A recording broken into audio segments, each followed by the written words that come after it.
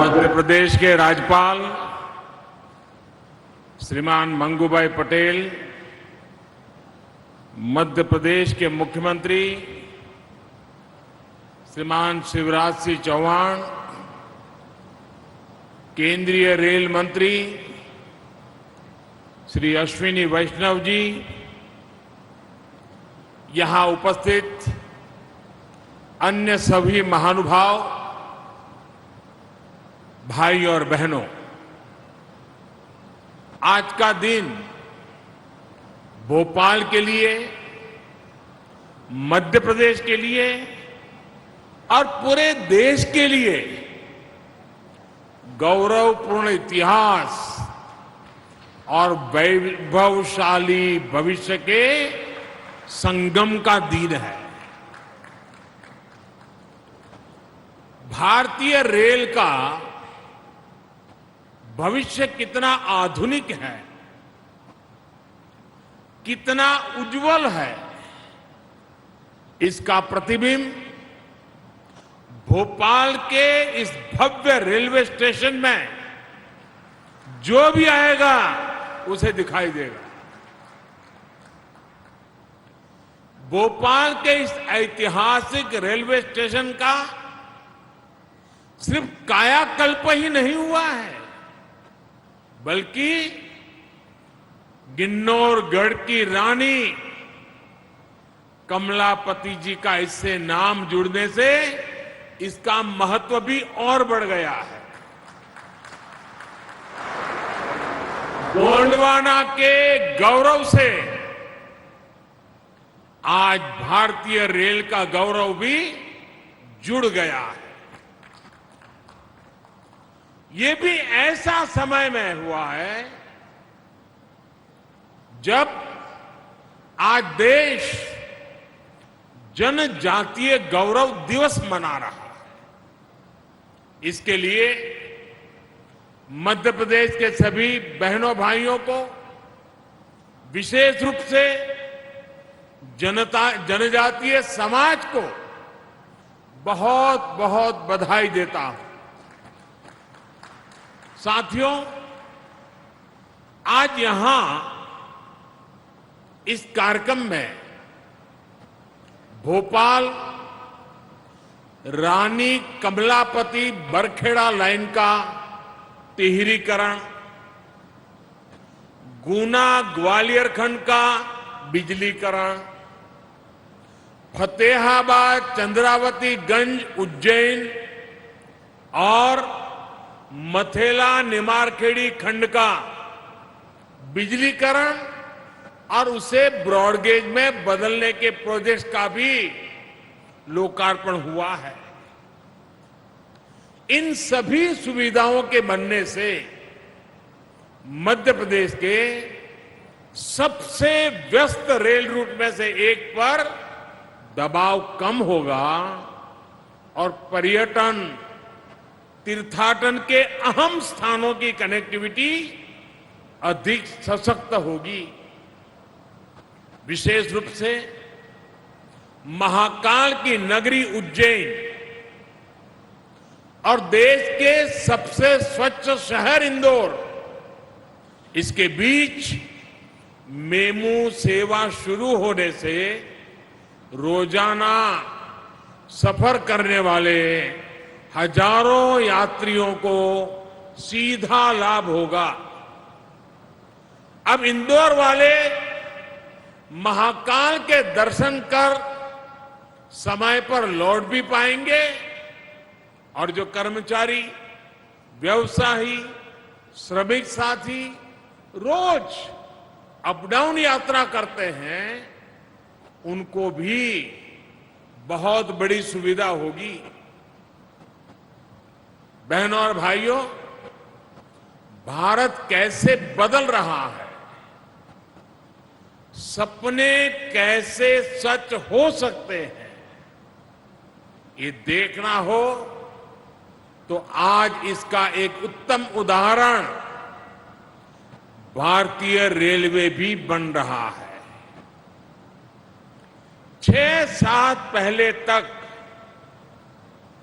जिसका भी पाला भारतीय रेल से पड़ता था तो वो भारतीय रेल को ही कोसते हुए, हमेशा कुछ न कुछ बोलते हुए ज्यादा नजर आता था। स्टेशन पर भीड़भाड़, गंदगी, ट्रेन के इंतजार में घंटों की टेंशन, स्टेशन पर बैठने की, खाने पीने की असुविधा, ट्रेन के भीतर भी गंदगी, सुरक्षा की भी चिंता। आपने देखा होगा, लोग बैग के साथ चेन लेकर के आते थे, ताला लगाते थे, दुर्घटना का डर, ये सब कुछ, यानी रेलवे बोलते ही सब ऐसा ही ध्यान में आता था। मन में यही एक छवि उभर करके आती थी। लेकिन स्थिति यहां तक पहुंच गई थी कि लोगों ने स्थितियों के बदलने की उम्मीद तक छोड़ दी थी। लोग मान लिया, चलो भाई ऐसे ही गुजारा करो, सब ऐसे ही चलने वाला है। लेकिन जब देश ईमानदारी से संकल्पों की सिद्धि के लिए जुड़ता है तो सुधार आता ही आता है, परिवर्तन होता ही होता है। ये हम बीते सालों से निरंतर देख रहे हैं। साथियों, देश के सामान्य मानवी को आधुनिक अनुभव देने का जो बीड़ा हमने उठाया है, इसके लिए जो परिश्रम दिन रात किया जा रहा है, उसके परिणाम अब दिखाई देने लगे हैं।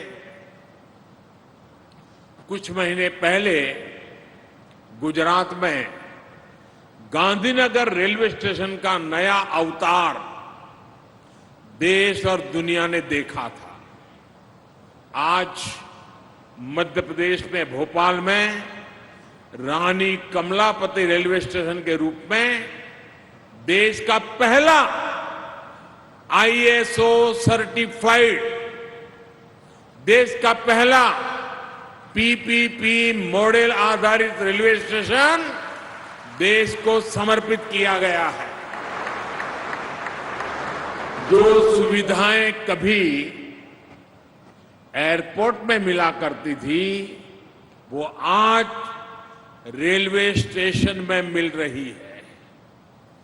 आधुनिक टॉयलेट, बेहतरीन खाना पीना, shopping complex, hotel, museum, gaming zone, hospital, mall, smart parking, ऐसी हर सुविधा यहां विकसित की जा रही है।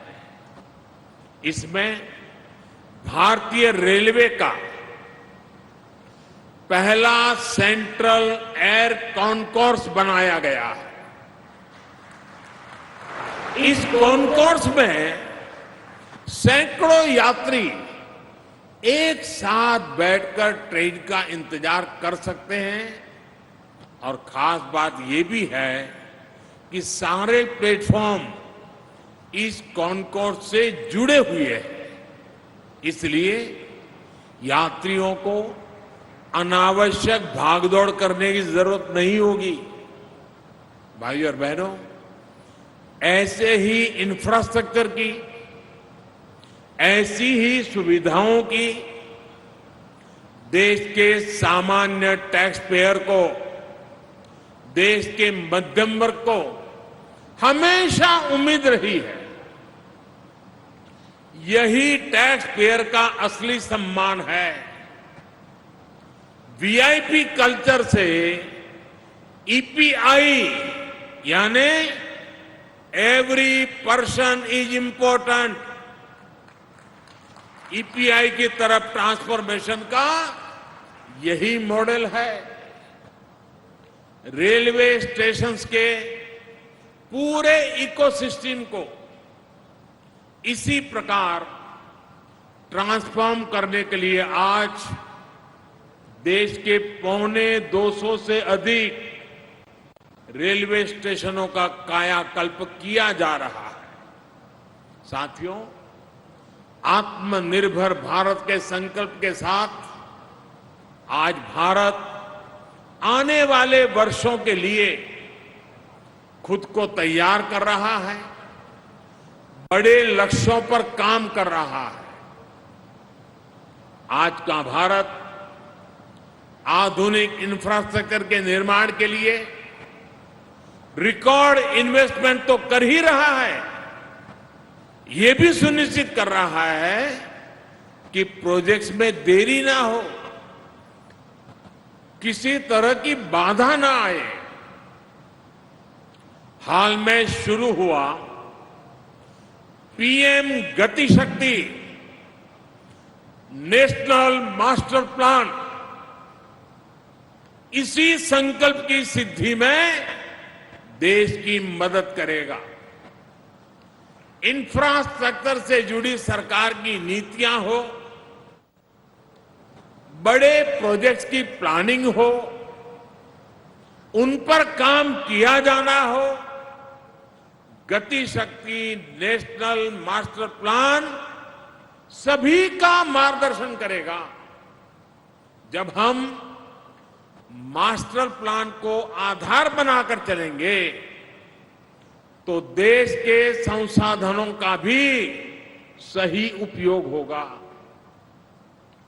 पीएम गति शक्ति नेशनल मास्टर प्लान के तहत सरकार अलग अलग मंत्रालयों को एक प्लेटफॉर्म पर ला रही है। अलग अलग प्रोजेक्ट्स की जानकारी हर डिपार्टमेंट को समय पर मिले, इसके लिए भी व्यवस्था बनाई गई है। साथियों, रेलवे स्टेशंस के रीडेवलपमेंट का यह अभियान भी सिर्फ स्टेशन की सुविधाओं तक सीमित नहीं है, बल्कि इस तरह का निर्माण गति शक्ति नेशनल मास्टर प्लान का भी हिस्सा है। यह आजादी के अमृत काल में ऐसे इंफ्रास्ट्रक्चर के निर्माण का अभियान है जो देश के विकास को अभूतपूर्व गति दे सके। ये गति शक्ति मल्टी मॉडल कनेक्टिविटी की है, एक होलिस्टिक इंफ्रास्ट्रक्चर की है। अब जैसे रानी कमलापति रेलवे स्टेशन को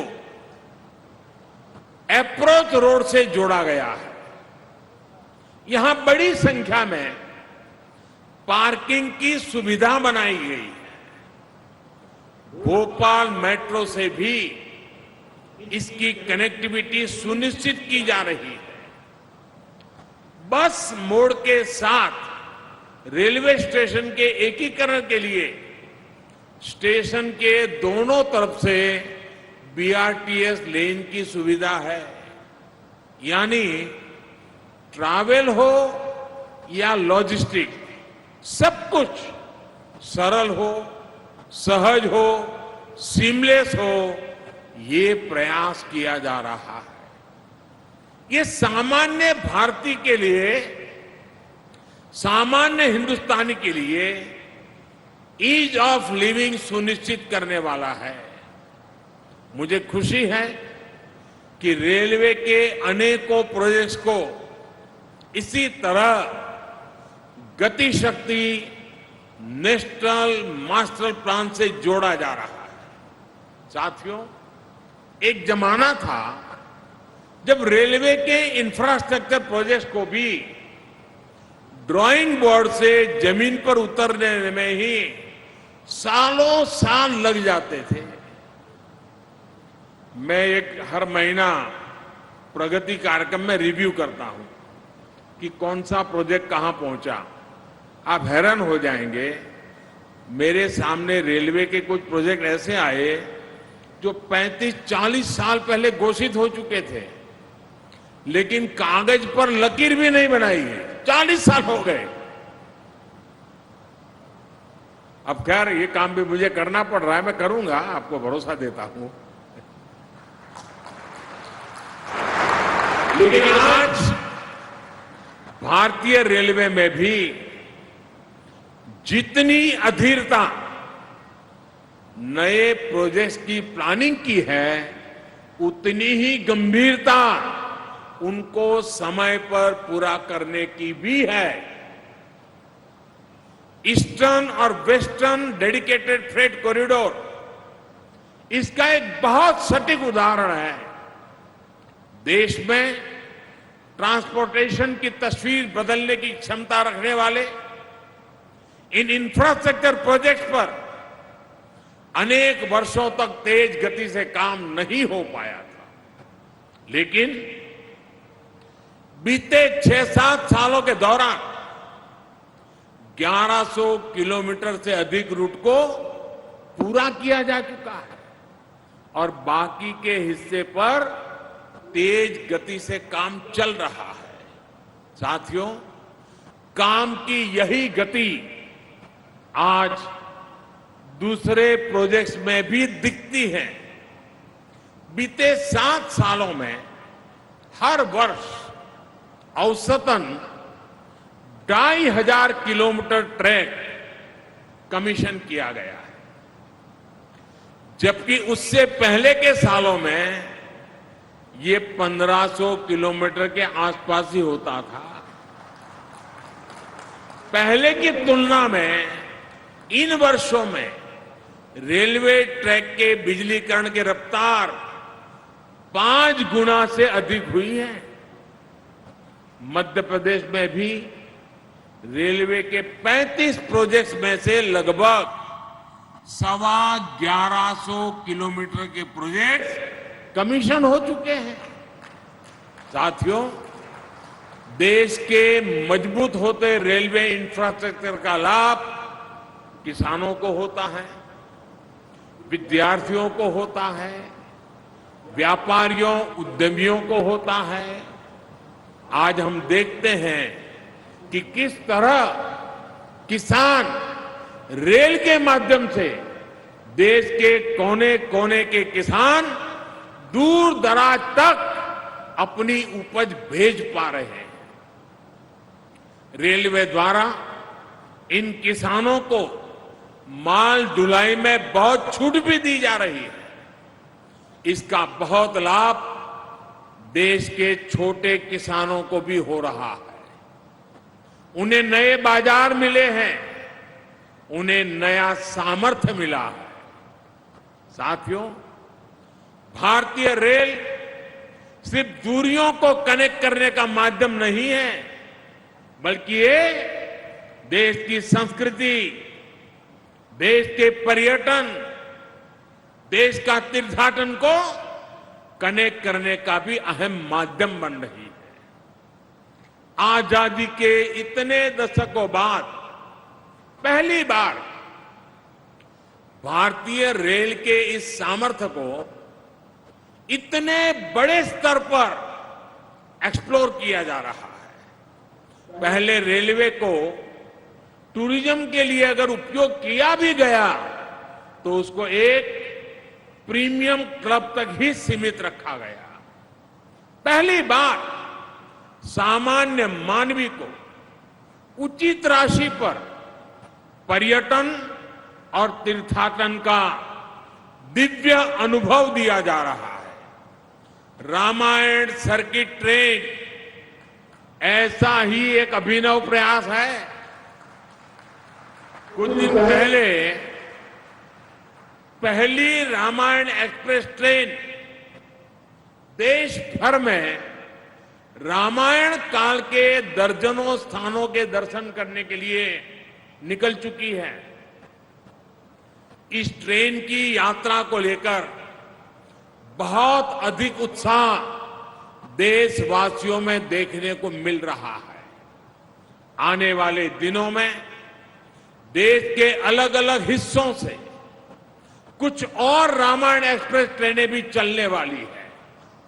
यही नहीं, विस्टाडोम ट्रेनों का अनुभव भी लोगों को बहुत पसंद आ रहा है। भारतीय रेलवे के इंफ्रास्ट्रक्चर